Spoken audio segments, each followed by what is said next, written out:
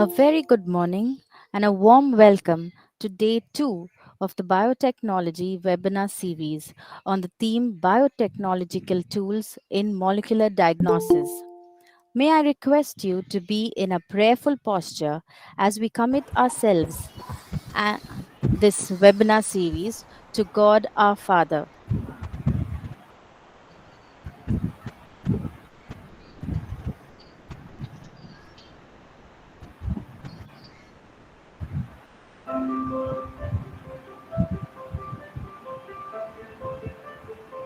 Our Heavenly Father, the fount of all goodness and grace, the cause of wisdom, the source of intelligence, we welcome you, O Lord, to this auspicious gathering of your beloved, who continuously give you thanks for every opportunity to learn something new and become fruitful to the works of your creation. We humbly come to you, not because we are worthy, but because we find ourselves in need of you, who is our strength and our hope, to continue despite the challenges we face, our health, prosperity, and our solidarity with one another. We pray that today's gathering, made possible by the grace of advancements in technology and social media, become successful in its endeavors so we can offer it back to you as our humble offering to honor you, glorify you, and love you through our deeper connection with everyone. May we find bliss in today's session and become more productive children and co-creators of the earth. This we ask and pray through Christ our Lord. Amen.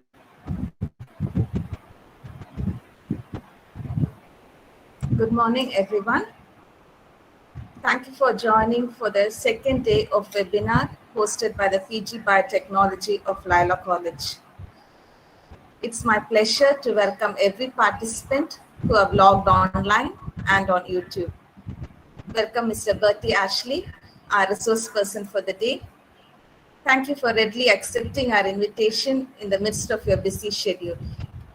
May I now request Dr. Joel Gnanadas, Head Department of Plant Biology and Biotechnology, to felicitate the gathering.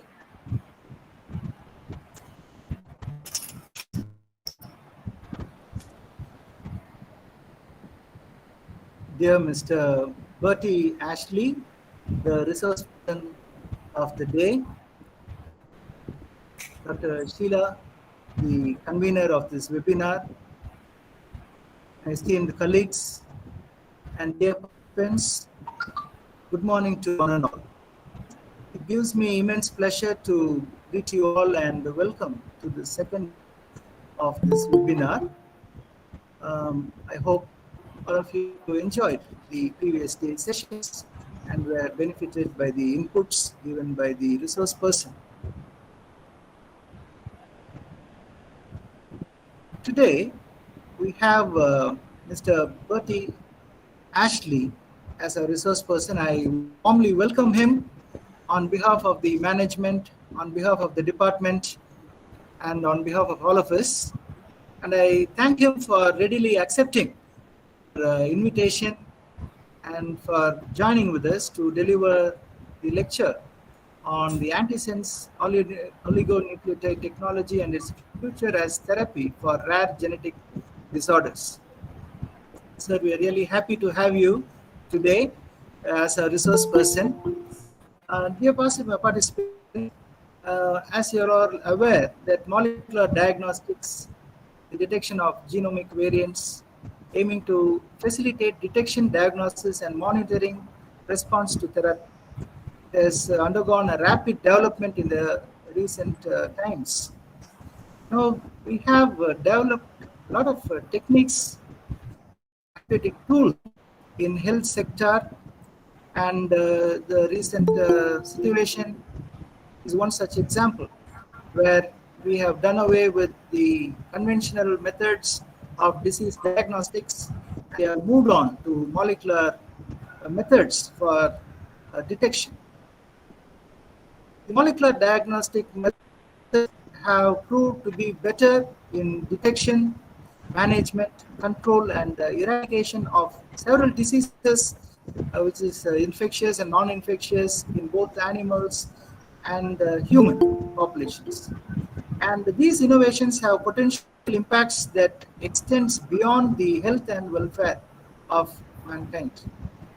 And the advancement have also significantly contributed towards the improvement in the economy of the country. In that context, antisense oligonucleotide therapy has gained popularity since the late 1980s, and there has been several researches and developments in this area. Antisense therapy is an approach to fighting diseases using short DNA-like molecule called antisense oligonucleotides.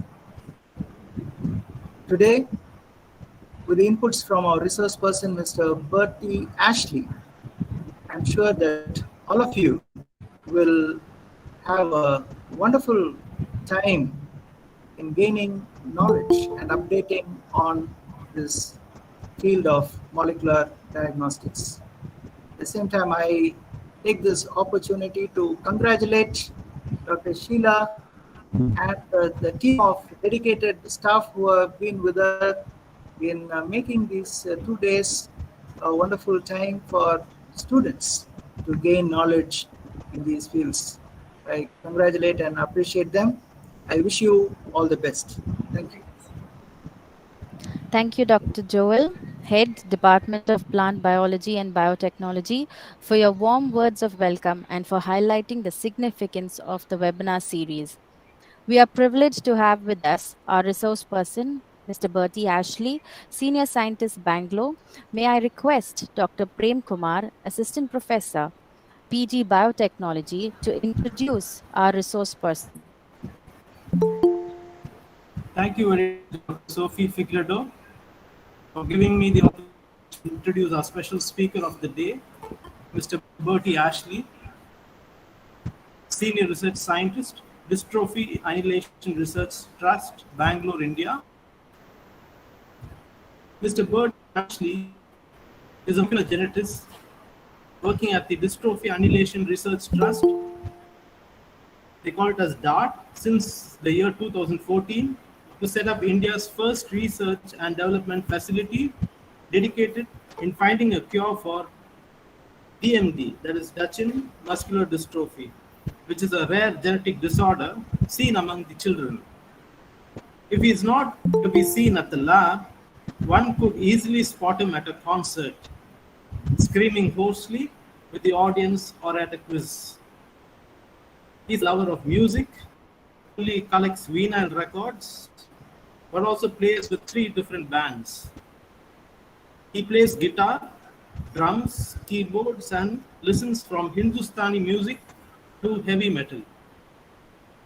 A certified quiz master and is also the author of Quiz for Quirky Minds, which became the bestseller on Amazon within a week. He is the author of the popular Easy Like Sunday Morning, which is a quiz in the Hindu Sunday magazine.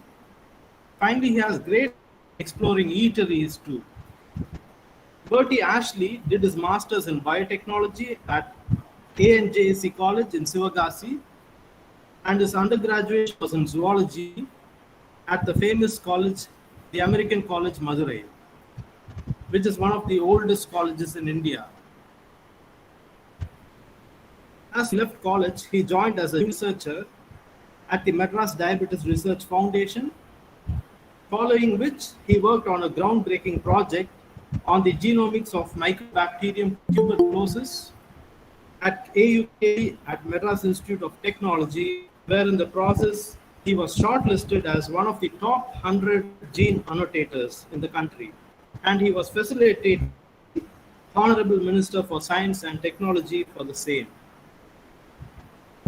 Presently, Berty works at DART and has helped establish the in vitro preclinical research department by creating cell lines of Duchenne muscular dystrophy patients He's also part of the team which established an in-house antisense oligonucleotide synthesis facility and he works with scientists every day and does cutting-edge research such as the oligosynthesis and in vitro testing to show proof of concept of the exon skipping.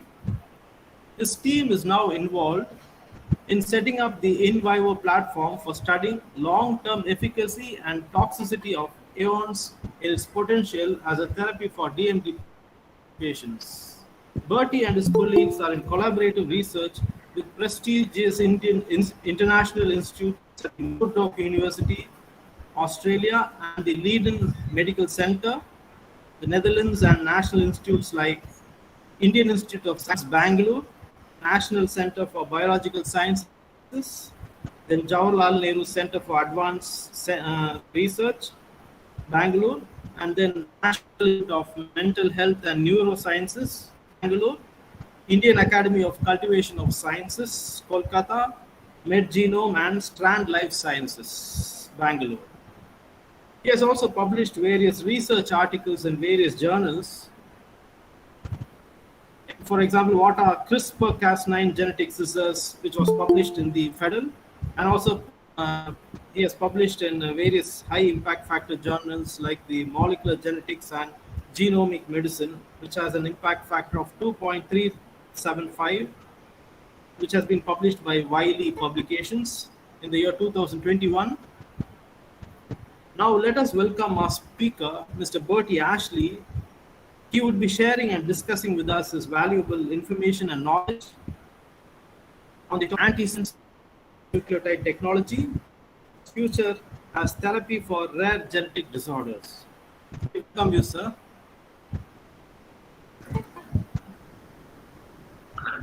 Thank you, Dr. Prem Kumar. Thank you, Dr. Joel, Dr. Sophie, and Dr. Sheila for giving me this opportunity. Am I audible? Am I clear?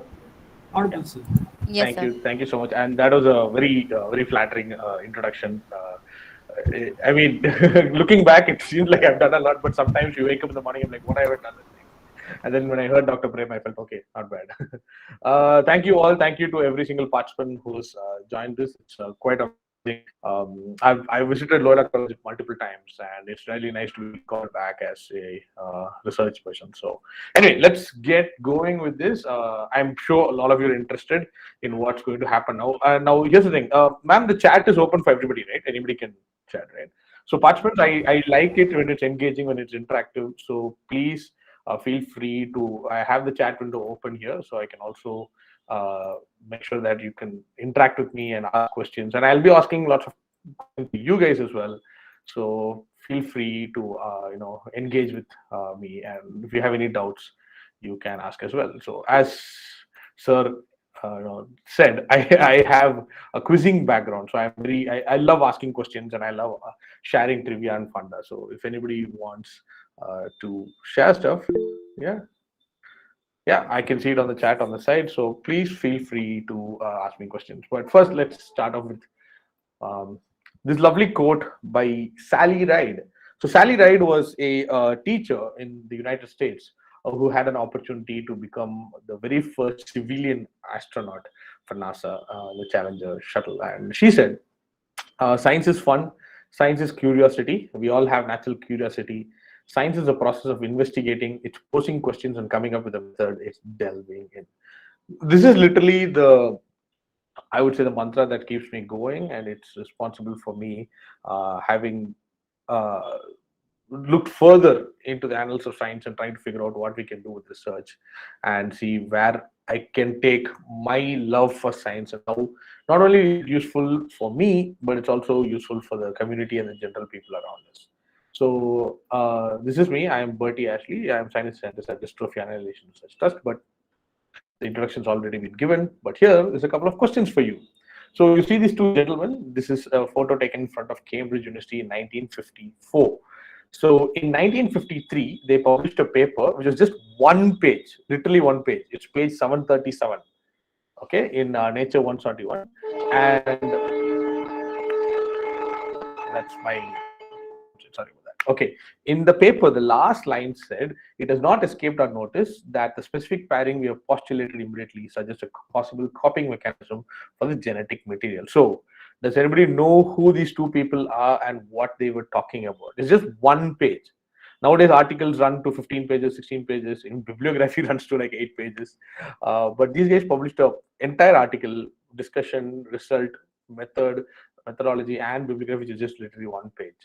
Anushka Sarkar is right. Well done. It is a double helical structure of DNA, and that is the famed James Watson and Francis Crick, who were responsible for letting the world know that the double helical structure, which is responsible for its abilities as to work as a very, very excellent information device.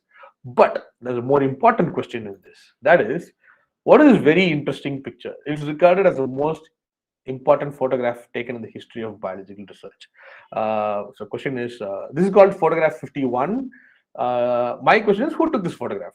Don't you want to tell me what it's of? Do you know who took this very unassuming looking photograph? It looks just like one tea coaster. Anushka, you're right. Again, well done.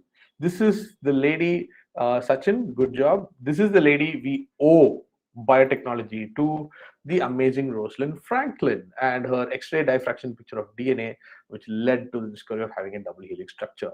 Remember, when this came out in 1953, it was a very, very science was very heavily patriarchal, and women were not given the due.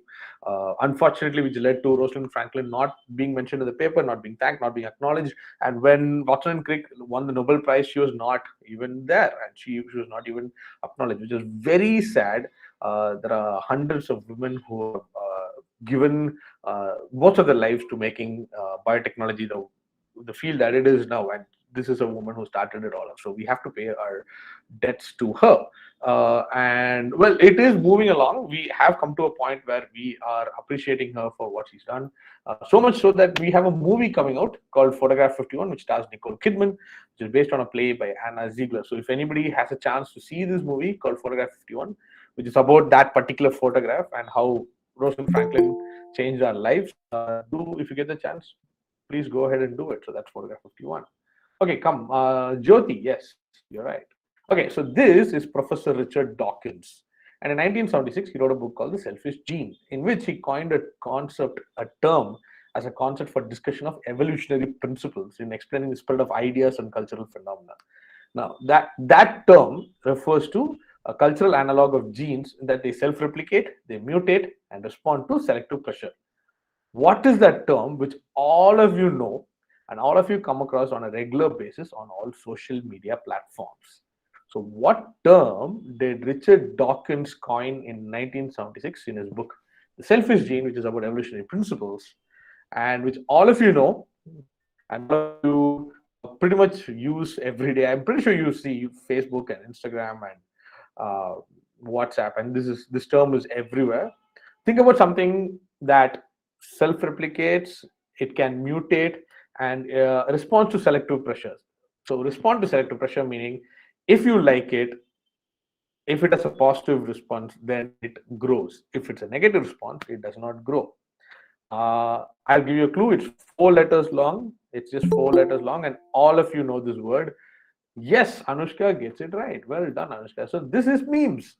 What you see every day on Facebook, Instagram is a meme, M-E-M-E. I'll give you an example of a meme from biotechnology, how my friends see me, how my family sees me, how my professor sees me, how I see myself, how society sees me from an anime. What actually is us sitting over textbooks and looking at papers all day long. So that's a meme. Let's look at a biotech meme. That's a really nice Western blot meme on the left, and on the right, there's this very specific gene of a blocker, and in this I've used gene of interest, RNA polymerase, and what a repressor gene does to an RNA polymerase. So these are all memes. Memes are formats of something that's funny, that's entertaining, but at the same time give you information that's responsible. And that meme, the word, was coined by evolutionary biologist Professor Richard Dawkins in his book Selfish Gene. Well done. So this is Daenerys, we all know as the mother of dragons in the TV series Game of Thrones. I put up this picture on my PowerPoint when I talk to my college students about biotech. So what do you think fills in the blanks there? Can somebody tell me why this picture? DNA, RNA. Oh, well done. Somebody's got it. Good job. Yeah, thanks for unmuting yourself and telling me that is RNA DNA, single strand and double strand. Well done. We don't know who her hairstylist is, but they always make sure that one side of her hair is RNA and the other side of her hair is DNA, single strand, double strand. Very funny way, but nice way to remember how DNA and RNA are. Okay, let's check this out. So a TLDR is too long didn't read. Okay, basically a summary of an entire event. So the summary is blood contained in the gut of mosquito Toxorhynchitis rutilus spliced with frog DNA starts a cloning process which leads to an unfortunate series of events. So as a biotechnologist, this is my summary of a very, very famous franchise which is worth billions of dollars. And I'm pretty sure all of you have seen it.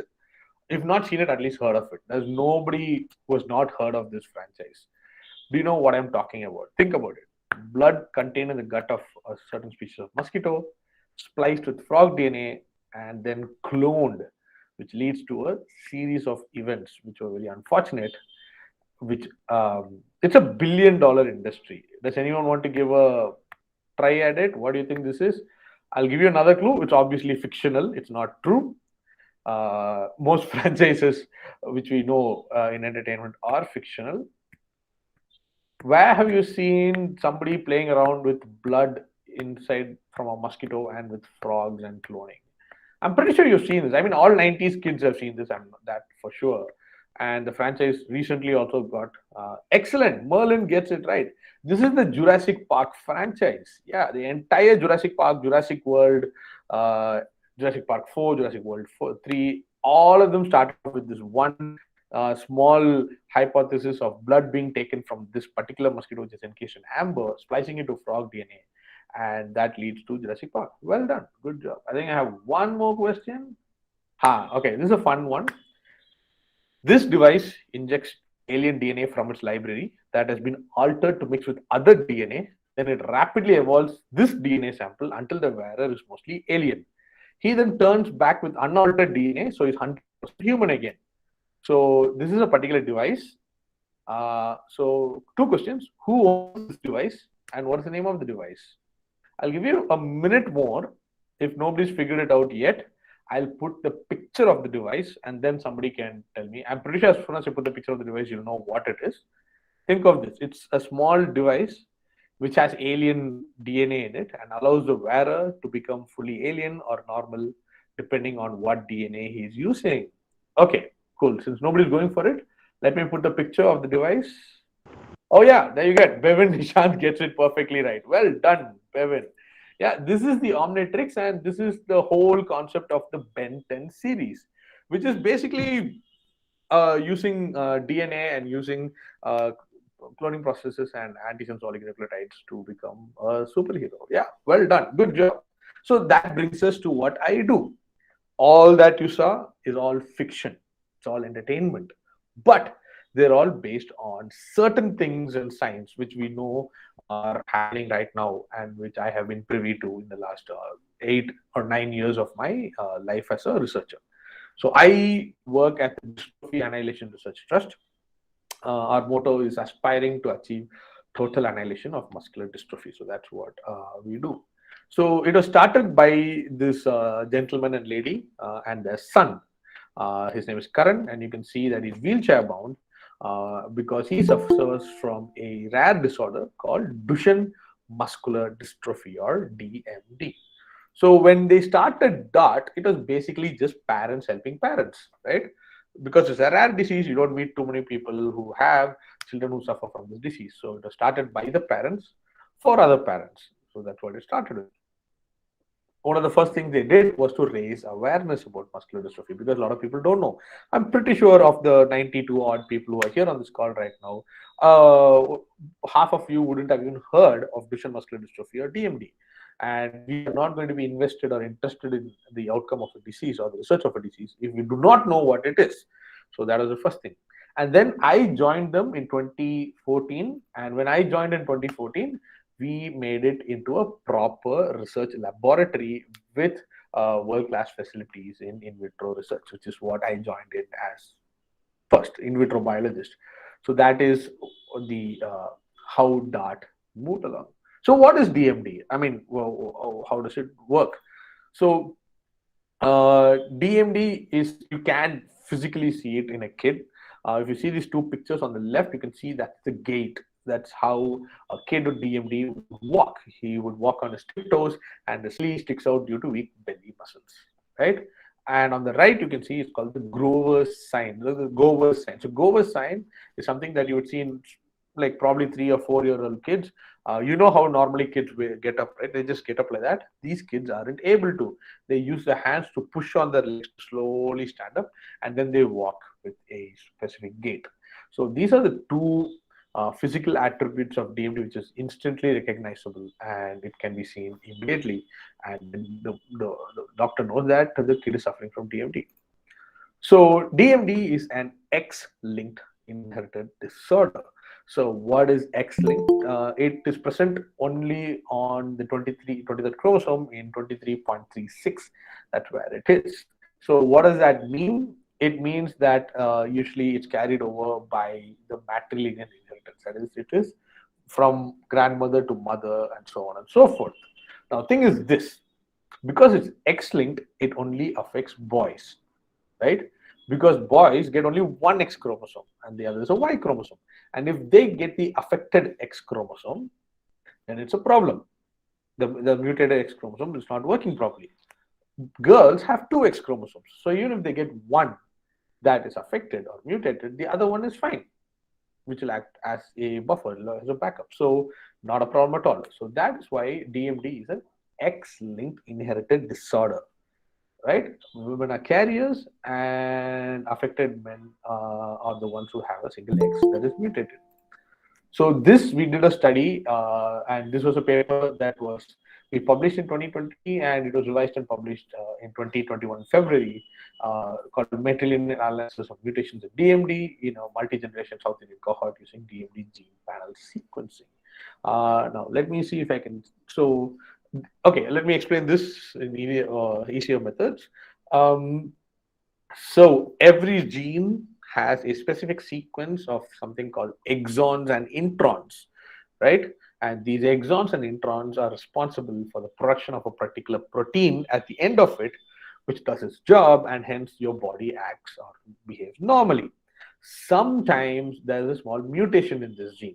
That could be something like a deletion or a duplication or a frame shift or something. Just a small spelling mistake or a typo. It's kind of some small mistake. As you can see, DMD has 79 exons, which is very interesting, the largest in the human body. And in our study, as you can see, all the green that you see is where the mutations are. And as you can see with the peaks over here, they're generally from the 44 to 54, 54 region. That's where all the issues were found to be, all the mutations. Now, okay, let's go to the dystrophin gene. Okay, 79 exons spanning 2400 kb. The mature mRNA is nearly 14 kb, which is a huge number when it comes to genes. It's actually the biggest in the human body.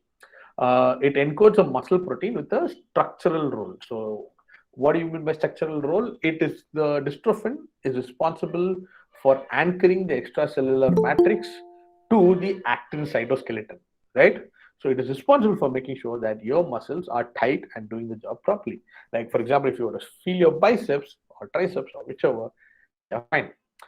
Because of a mutation, what happens is that particular dystrophin is non-functional. Okay, basically, it's not able to carry out the function of being an anchor between the extracellular matrix and the actin cytoskeleton. So what happens? The muscles become jelly-like. They are unable to hold on, and they slowly lose their ability to do their work as a muscle. So this is, as I said, X-linked recessive. Now it affects 1 in 3,500 male births. Now here's the interesting thing. 1 in 3,500 male births is a rare disease according to the World Health Organization and the FDA, Food and Drug Administration, who are responsible for this, basically like the WHO and ICMR of the United States. It is a rare disorder when you take into consideration that in Europe and in the US, 3,500 is quite a big number. But in India, it is not. I live in Bangalore, right? On the very street that I live, there are about 3,500 boys, like just in this street town. If you go to T Nagar, you'll see 3,500 people within 2 bus lengths of space. So it's not a big number. So 1 in 3,500 is not rare in India, right? So the thing is this: what the Indian government does is that it follows WHO guidelines. WHO says that DMD is a rare disease. So India says, okay, it's a rare disease. But 1 in 3,500 is not rare. It affects a huge number of kids. In Karnataka alone, we are close to about 40,000 kids we know who are suffering from DMD. And that's kids we know. There are more who are in rural area, who are non-urban areas, we don't know. So although you would, I mean, technically call it rare because WHO says rare, it is not rare in India. Okay. So what happens is it's called progressive muscle wasting. So when a kid is born, he's normal because the baby doesn't use much of its muscles. But the time it's 2 or 3, you see the Govers sign and you see that the kid is having difficulty walking. By the time he's 7 or 8, he probably starts needing crutches. By the time he's like 11 or 12, he is wheelchair bound. And in certain cases, by the time you're 18 or 19, you're bedridden. At the age of 23, 22 to 23, the two most important muscles in your body, the cardiac muscle and the pulmonary muscle, they start losing their functionality. And that is fatal. So, yes, DMD is fatal. The maximum lifespan you can get from a kid who's got DMD is around like 26 or 27. Best case scenario, you might get to 30, right? And that means that their quality of life, like from the age of 10, they're already physically unable to do nothing. So the quality of life has deteriorated, and obviously span of life is also cut short, which is very tragic, right? Now till 2009, 2008, for hundreds of years we had known what DMD was. There was no relief, no hope. If you had a kid who had DMD, the physiotherapist will tell, the doctor will tell them, please go meet a physiotherapist. We can't do anything about it. It's a fatal disease. Your son is going to die. So just make sure he's happy, he's comfortable, give him something he likes to eat, take care of him. That's all. But in 2009, this gentleman called Steve Wilton from Murdoch University, he's a foundation chair in molecular therapy, and he and Dr. Annemieke Aarsma-Roos from Netherlands, they both independently figured out something called exon skipping. Now, this technology, which they started in 2009, exon skipping, brought a lot of relief and a lot of hope to DMD. And that's where we are. So let's talk about exon skipping, or what Steve did. So for those, I'm guessing all of you are PG students, but I would like to just like make it easier, more visual, more graphic, so that you can understand what technically exon skipping is. So let's take this sentence. The mad cat ate the fat rat and the big bat. Okay, it's a sentence. It makes sense. There's a mad cat. It has eaten a big fat rat and a big bat. As you can see, they're all 3-letter words, because in the human body, all frames are all codons are exactly 3 amino acids. So ATC, GTC, whatever, the proteins always read as 3-letter sequences. So I've given you a sentence with 3-letter sequences. So makes sense? Perfectly makes sense. Now, what is an in-frame error? Now, this is the sentence. What happens is, by some mistake, fat rat and the gets deleted. Okay? And the new sentence that the next person reads is, the mad cat ate the big bat. Now, it is still a sentence that makes sense, right? You're getting some information, but you're not getting the full information. Okay? The mad cat ate the big bat. You don't realize, or you don't know that there's something about the fat rat, but you're getting at least 80% of the information that is required to get out of this sentence. That is called an in-frame error. Now let's say, what is an out-of-frame error? same sentence, but this time it's a very small deletion. Only the letters F and A get deleted. Okay, only the letters F and A get deleted. But remember what I told you, the missionary always reads in frames of 3. So what happens is you get this sentence that goes, a mad cat ate the tra tan dith a big about tea, which makes absolutely no sense at all.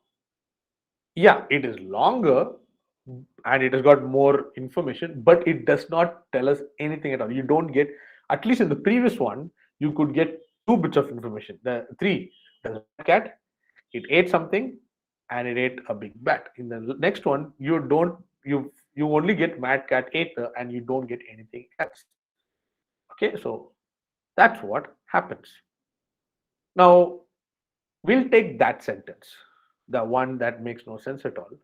And what we do in exon skipping is we take away tra, tan, dith, e. Okay, we take those off. So what happens is we give back the mad cat ate the big bat. Now we are back to a functional sentence, which is shorter, but at least you get some proper information out of it. It's not nonsense. So this is putting it very simply how exon skipping works. And there you can see Dr. Steve, who visited us and then shared his invaluable wisdom and shared his amazing ability to think about things like this. So this is the 79 exons of DMD. Now, as you can see, there are 3 different types of bonding between the different exons. There's the concave, there's a convex, and there's a flat. This is just for graphical representation. Obviously, in real life, the exons, they, because of 2 and 3 bonds, and it's also because of the phosphodiesters. But anyway, so this is for understanding. Let's say 50 over here. You can see the cursor. It has got 2 convex ends which go into the concave end of 49 and 51. Now, what happens is this 50, if it's deleted, this has a concave end, this has a concave end, which means the reading machinery, which is going 1, 2, 3, 4, 5, 6, 7, 8, blah, blah, blah, blah, blah, 45, 46, 47, 48, 49, and stops.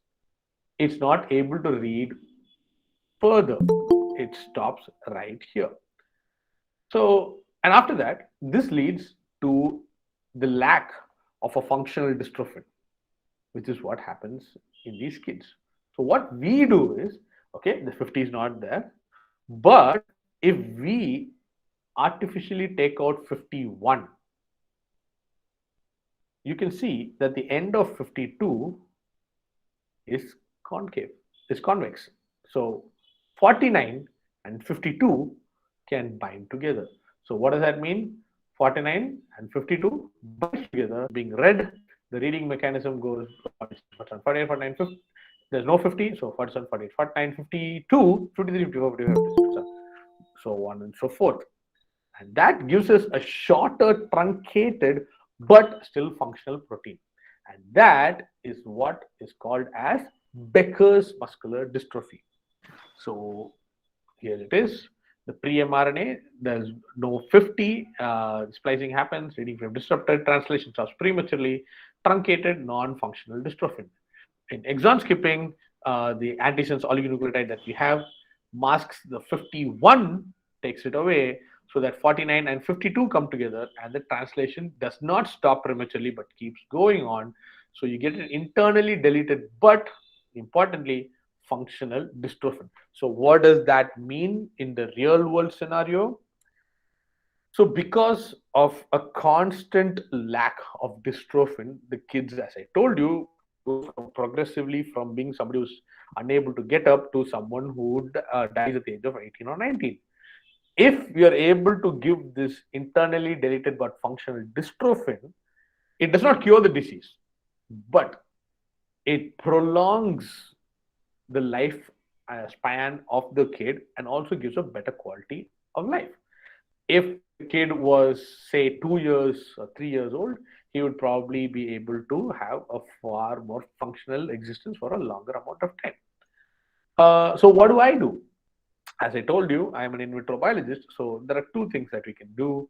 One is to take a skin sample from a punch biopsy, another to take a muscle sample and then grow the cells to study. But why do I take a skin cell? Because these kids already lack muscles. So it's quite unethical and it's quite painful process to take a muscle biopsy. And we don't want to discomfort these kids, okay? Really. I mean, already they're having a tough life. Why do you want to go around poking holes in them?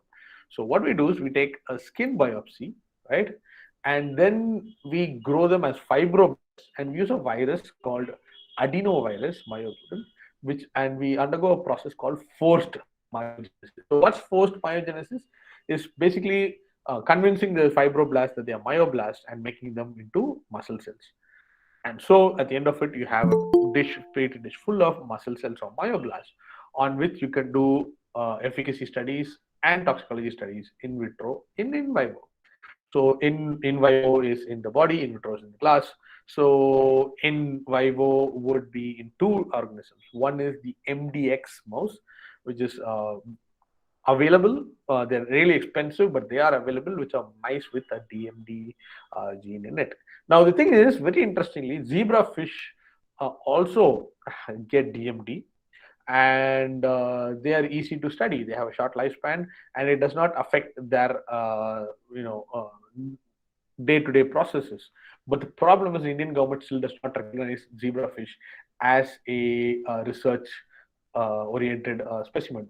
I really hope there are lots of institutes, like for example, Cambrionics and Genofi, who are working on making sure that zebrafish gets due. And I really hope they succeed because there's a lot of amazing toxicology studies you can do in zebrafish. And that's a keep a lookout at zebrafish if you are into toxicology studies. It's going to become big in India. So we use zebrafish and MDX mouse to do different studies like escalated dose and maximum dose verification, all that kind of stuff. What about the in vitro ones? We do Western blot, RT-PCR, and then we do toxicology studies in white mice. And then finally, when all of this is done, you get a compound which has the ability to do exon skipping on that particular cell. Now, I keep saying particular cell, particular cell. So what does that mean? It means it's personalized genetic therapy. So why is it personalized genetic therapy? Is because all of the kids who have this mutation have a different DNA. Every single one of them has a different DNA, and every single one of them has a different deletion. And for every single deletion, you need to do a different type of therapy, which means you cannot have the same medicine for more than one person, right? And obviously, that also means you have high escalated costs for manufacture and for research.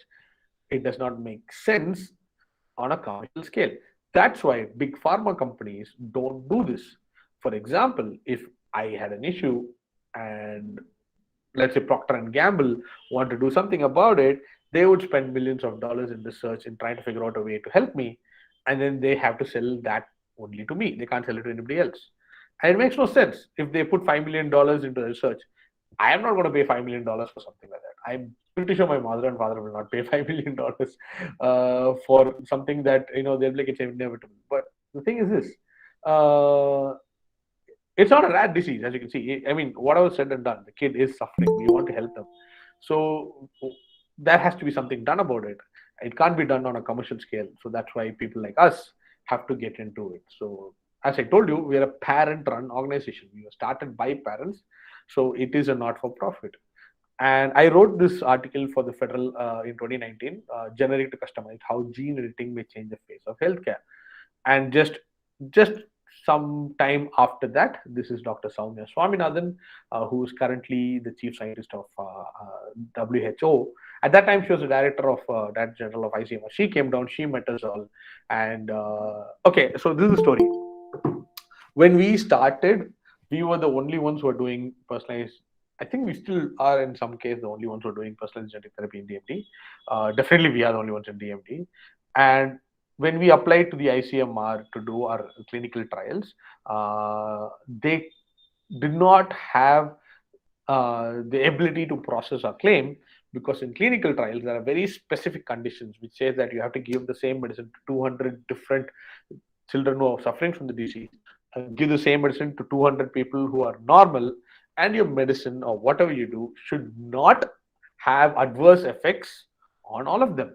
But this is personalized genetic therapy, right? So I can't do that. First of all, I won't be able to find 200 people who are suffering from the same disease, right? Because it's one person per disease, and I can't give it to someone else because a normal person, if I were to give them an exon skipping compound, it would preclude or it will cause DMD in that person, which is unethical and illegal. And the Indian government was not in a position at that point of time to accept us because it's all online now, as you know. 2015 they went all online. So when I go online to upload my data to start the clinical trials, it clearly says select the number of people that you want in a clinical trial study and starts at 200 and goes up to 2000. And I can't, I have only one. So I was physically unable to start the clinical trial process. So about 2 years in 2017, 2018, we fought with ICMR. 2019, Dr. Samia Swaminathan came down. She saw what we're doing. She understood what was happening. She said, okay, you know what, guys, let's fast track this. We'll do something. So we went to Delhi. We had a huge talk. The Indian government, ICMR, DCGI got together. They said, okay, apparently these guys are doing something fine, they're doing something good, let's put something out there. So let's come to that, but before that, so that's us. Biosafety level, oligonucleotide synthesizer. We also have a full-fledged cell culture lab. We do in vitro genomics and proteomics, all to do with the dystrophin gene. um, we're one of the very few in the country who have a full scale 10 nanomolar capacity oligonucleotide synthesis, which we can do both 2-methyl and morpholino based antisense oligonucleotides. And that's our team, with the head of Neuromuscular Disorders Network Europe, Dr. J. Antoni Ortiz Berea. So, what came about after this was in December 2019, the FDA granted, that's in the United States, accelerated approval to first targeted treatment for rare DMD mutation. This was in December 2019 by the FDA. And we were like, okay, that's it. If the FDA is it, I mean, if the FDA says yes, then the Indian government has to say yes. Okay, come on. It's as simple as that. So we went, we fought, and this is kind of a journey. So as you can see, 10th August 2017, Bengaluru social startup does what many wouldn't dare try, finding a cure for rare diseases. So that was in 2017. 2019 May, meet his father who opened a lab to manage his son's rare disease and found a solution after 7 years. That was in May 2019. In September 2020, DART successfully develops India's first medicine to treat Duchenne muscular dystrophy. That is in September 2020. And in October 2020, we got the approval from the DCGI and ICMR to do the very first very first clinical investigator-led trial on a single person. As you can see, this is the same family who started up the whole thing in 2015, and that's me, and that's our team, and that's the kid who got, after I think about 10 minutes after this photograph was taken, the very first exon skipping molecule ever in India, and the very first for a double exon in the world. And this was in October 2020. It's now a year, and we're getting excellent results. His cardiac results have improved. His pulmonary has improved, and we are seeing some positive reactions from. But I still can't show the data because that is still under ICMR prerogative. So hopefully, if I'm invited to do a talk again next year, I'll be able to show the proper data as to what's been happening. So yeah, that is the future. Personalized genetic therapy, where every single monogenic disorder, you know what's a monogenic disorder, right? It's anything that's caused by a single genetic mutation, has the ability to be treated or at least given therapy for because of antisense oligonucleotide based therapy. So that's what we do. That's me. That's my end of the speech. Yes, there are questions, so I will take. Let me first stop sharing. And yes, what about, okay, so let me see if I can find that as well. So the question that's been asked is, what about CRISPR-Cas9 genome editing in DMD? So that is the question that's been asked by Jane Joseph. It's a very good question. So here's the thing: CRISPR-Cas9 is now the hottest thing. They got the Nobel Prize, and Jennifer Doudna and everybody is doing some amazing stuff. But there are some issues with CRISPR-Cas9. The problem is off-target editing. Right now, when you're dealing with uh, small genes and you're dealing with small organisms, it's fine. With bacteria, with those which have a low C value, it is fine.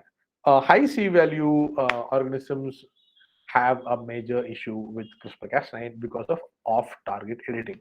Now, ours is very precise technology. Now, exon skipping is extremely expensive and it's a very long and laborious process. CRISPR-Cas9 is not. In the US, for about $100, you can get a CRISPR-Cas9 kit delivered to you. It is not expensive at all. The reason being that it uses the functional mechanism of what is already the immune system of a bacteria, right? So it is easy to use, it's easy to program, but there are certain issues with it. Okay, like off-target editing, the fact that you can't control as to what its eventuality is, and right now, well, one more thing is because of ethical and legal reasons, right? Because of the China issue and all, you cannot do it in any country, for that matter, not just India. So obviously, that's another thing. Exon skipping. Another thing is CRISPR-Cas9 becomes genetic engineering, right? What we do, exon skipping, is not, because we act at the mRNA level, right? And when you do a change in the mRNA level, then that does not come under genetic engineering. So that is another thing that helps us do personalized genetic therapy. There are hundreds and hundreds of ethical issues when you take into CRISPR-Cas9. So that is another reason why we can't do it. Actually, I'm trying to find it, but I'm not able to find it. But I wrote an article as to what is the difference between exon skipping and what I call exon snipping, which is what CRISPR-Cas9 is. If I'm able to find it, I'll mail to Sheila ma'am and maybe she can share it with all of you. So that is about CRISPR-Cas9. But honestly speaking, it has a very good future. You should follow it up. If not in DMD, I'm pretty sure you'll have its use in something else. One thing CRISPR-Cas9 does, which we use, is that our MDX mouse, I told you the mouse which has a dystrophin gene mutation in it, those are created by CRISPR-Cas9. It's much easier now. Earlier, about 4 years back, the mice used to be like 4 lakhs per mouse, 4.5 lakhs. Sorry about that. So 4 lakhs and 4.5 lakhs per mouse. Now it's not. It's like 60,000, 70,000, because CRISPR-Cas9 has taken away the entire, which made it much easier and much more time-consuming it used to be, and now it's not. So that's one thing that has helped us. Any other questions? So we do have a question. Yeah. What are the best methodologies to deliver an oligonucleotide into cells? Thank you. So what we do is called a slow infusion. So we have a small white color powder, which is what it's finally as, and that is mixed into saline, and it's a slow infusion. It can be, I mean, basically the thing is this: you need it to go into the cells and reach the cells all. Okay, but the problem is you can't pump in too much, right? You need to do it at small levels. There are 7 billion cells in the body. You're not going to reach all 7 billion in one go. So our kids go for 2 years on a weekly basis, where it's a 30-minute to 35-minute slow IV infusion. So that's the process that we use, IV, and this is a process which anybody uses. There are about 4 or 5 clinical trials going on in the world right now. The only one in India is us, and all of us use the same slow infusion process. Somebody's asked, after exon skipping treatment, do they face any muscle dysfunction? Yeah. See, here's the thing: we're not curing them. We're not saying they'll be back. Like a kid who's in wheelchair, he's not going to get up and stand up. No, we cannot cure them. What we can do is slow the progress of the disease. So the earlier we find a kid with DMD, the faster we are able to work on it, and the longer they're able to live. They will be I mean, if we find a 2-year-old kid and we start a 2-year program at the age of 5, they'll probably be able to still walk and still be able to do their daily functions. If they hadn't been on it, they'll probably need to have crutches. They'll not be able to run. They won't be able to climb stairs as fast as their friends, but at least they'll be able to walk. So there'll be still muscle dysfunction, but it won't be to the level as to what it would have been if it not been for exon skipping. So we have another question. Yeah. Is there an open tool to design antisense logos to knock down a gene of interest? No, that is it. Basically, since every single antisense oligonucleotide is customized, you need to have, for example, the very first step in design of an antisense oligonucleotide is to have an NGS or next generation sequence of your target, gene, and you can't have a tool for that. Like the cheapest NGS you can get is for like about 35,000 rupees for one gene. So there is not an easy tool. This is, as I told you, the reason why personalized genetic therapy is expensive and laborious is because of all the processes that you have to go through. And honestly, if you find a simple tool, let me know. I'll be more than happy to use it. So we have another question. Yeah, go ahead. Can this technique be used in curing a plant dysfunction? See, it can be used for anything where a single mutation causes a problem. Genes are let it be plants, let it be animals, anything that has a sequence which has A, T, G, C, right? As long as it is DNA, RNA, mRNA, if the central dogma of life, translation and transcription and replication happen, then you can use exon skipping on it. That's it. It's as simple as that. We have just one more question. No problem. What is the advantage of using aptamers over oligonucleotides? Aptamers. Okay. So I don't know what do you mean by advantages. Like the reason we actually did work with a couple of aptamers, but we realized that oligonucleotides have the ability to go into the cell in a much more precise fashion. And also, here's the problem with aptamers that we had. Aptamers have something called an IGT. Okay, and what happens is those IGTs kind of over a long time lead to bioaccumulation.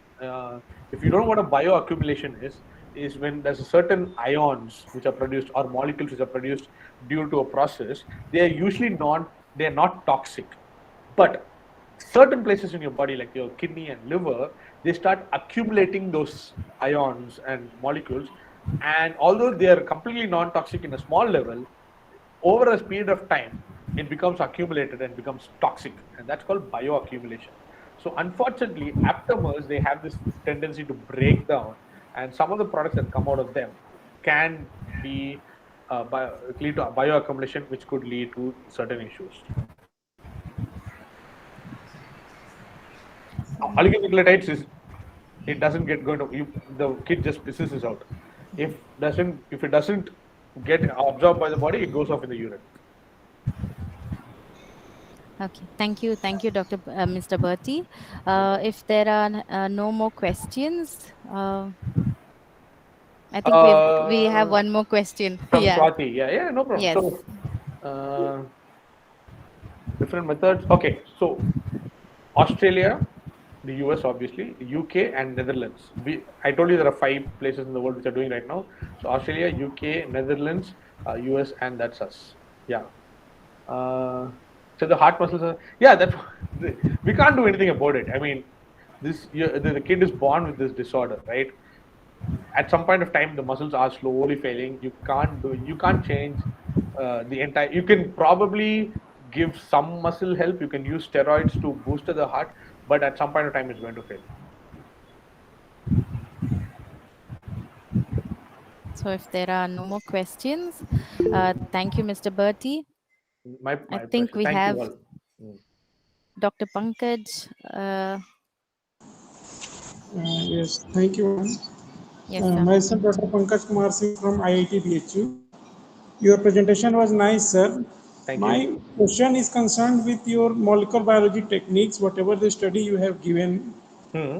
whether any nanoparticle study can be done on that basis.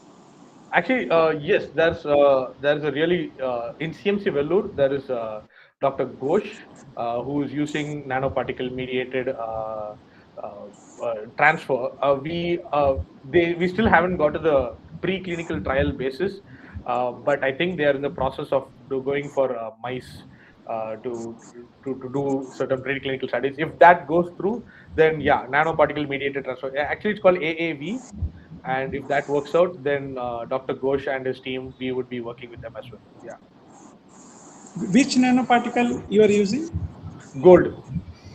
Gold nanoparticle. Okay, thank you. Thank you, sir. Thank you, Mr. Berty, for your intellectual stimulating talk on antisense oligonucleotide technology and its future as therapy for rare genetic disorders. It was a very interactive and interesting session on DMD, and I'm sure all the participants would agree on this. Thank you for highlighting its signs, symptoms, and current research.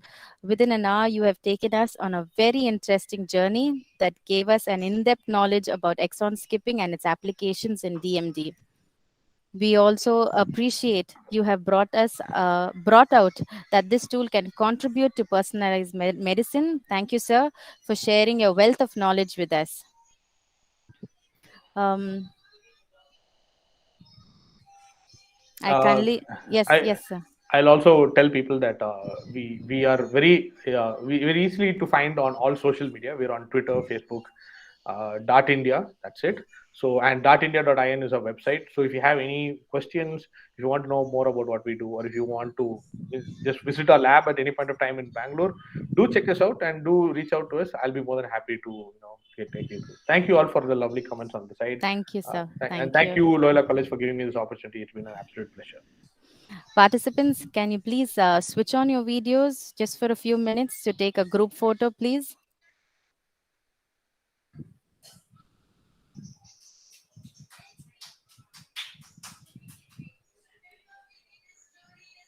Participants, please switch on your videos. Thank you.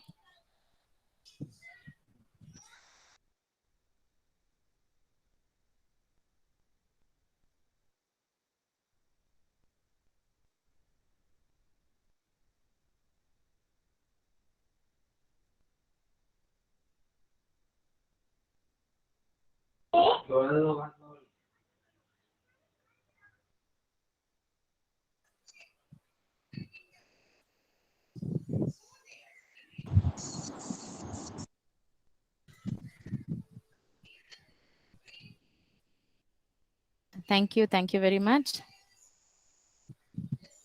Thank you. So I request Mr. Sharon. Now I request Mr. Sharon to propose the vote of thanks.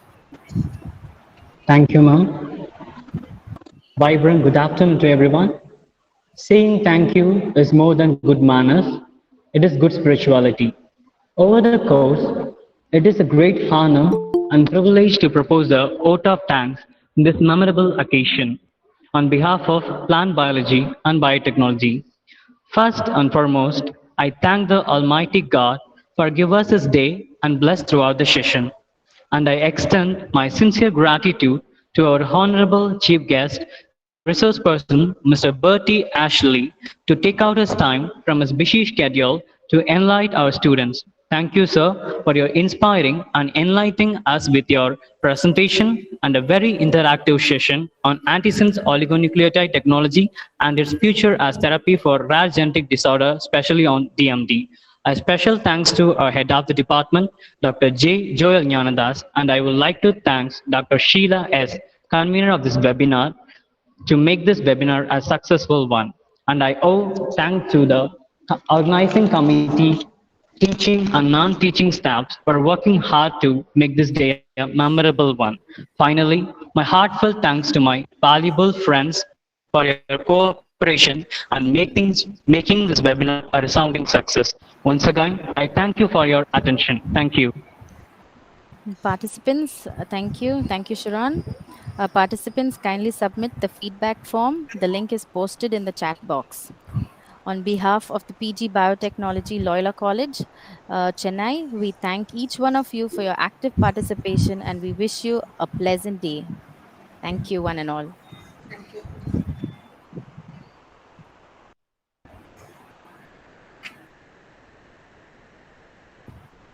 Can stop the recording.